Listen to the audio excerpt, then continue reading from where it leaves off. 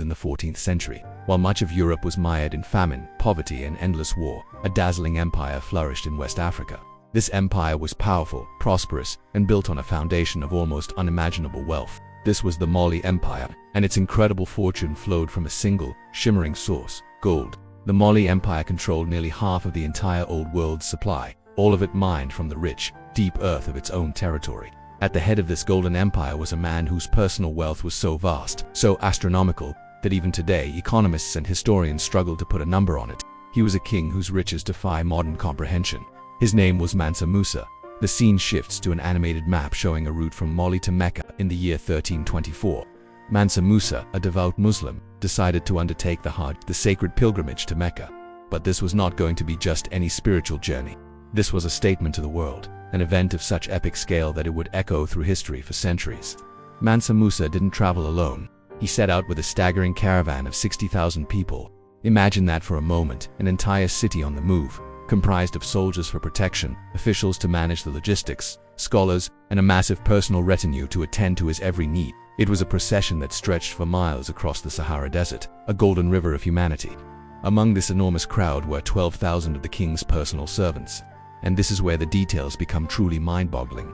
Every single one of them was dressed in the finest Persian silk brocade, and each one carried a solid bar of pure gold weighing 4 pounds each. That's 48,000 pounds of gold, just carried by his attendants. But that was just the beginning. Following this legion of servants was a train of 100 camels. Each camel was loaded with hundreds of pounds of pure gold dust. This wasn't just a caravan. It was a mobile treasury, a city of gold making its way across the largest desert on Earth. The sheer logistics, let alone the value, are staggering to think about. After months of braving the harsh, unforgiving sands of the Sahara, this magnificent procession finally arrived in Cairo, Egypt. At the time, Cairo was one of the largest and most sophisticated cities in the world, a bustling crossroads of trade and culture. The arrival of Mansa Musa and his golden entourage was an event unlike anything the city had ever witnessed. Mansa Musa's reputation for generosity was as immense as his wealth. During his 3-month stay in Cairo, he gave gold away to practically everyone he encountered.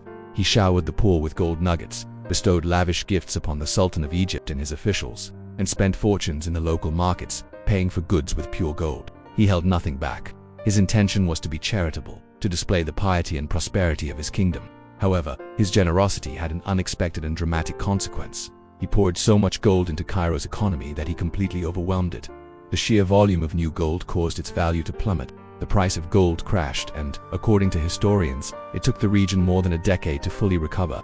In an act of unparalleled charity, Mansa Musa had inadvertently broken the economy of one of the world's great cities. The story of this king and his river of gold spread like wildfire across the medieval world. Merchants, travelers, and diplomats carried the tale back to Europe, a continent that could barely conceive of such wealth. And for the very first time, the Mali Empire and its golden king began to appear on European maps. One of the most famous examples is the Catalan Atlas of 1375. There, in the middle of West Africa, a region previously depicted as a blank space, is a detailed portrait of a king. This stunning illustration shows Mansa Musa, seated on a throne, wearing a golden crown, and holding a massive golden nugget in his hand. He had done more than just travel. Mansa Musa had literally put West Africa on the map for the rest of the world. But his legacy was about much more than just wealth. On his return journey from Mecca, he didn't just bring back souvenirs. He brought back the greatest minds he could find, leading scholars, brilliant architects, poets, and scientists from across the Islamic world. He was determined to turn his kingdom into a global center of excellence. He launched a massive building program, using his immense resources to construct mosques, libraries, and universities. Cities like Gao and, most famously, Timbuktu were transformed. Timbuktu, once a remote trading post, blossomed into a world-renowned center of Islamic learning, culture, and commerce, its reputation rivaling that of any city in the world. At the heart of this transformation was the legendary University of Saqqara. Under Mansa Musa's patronage, it became one of the greatest centers of learning on the planet. Its library was said to hold hundreds of thousands of manuscripts, more books than many European cities had at the time. These weren't just religious texts. They were works on astronomy, mathematics, law, medicine, and philosophy. Timbuktu became a beacon of knowledge. Mansa Musa's reign truly was the golden age of the Mali Empire. His legendary pilgrimage was not just a display of ostentatious wealth, it was a carefully orchestrated act of cultural and diplomatic outreach. It was an event that connected Africa to the wider medieval world, shattering old perceptions and forging new links of trade, knowledge, and faith. He remains, by virtually every metric, the richest human being to have ever lived.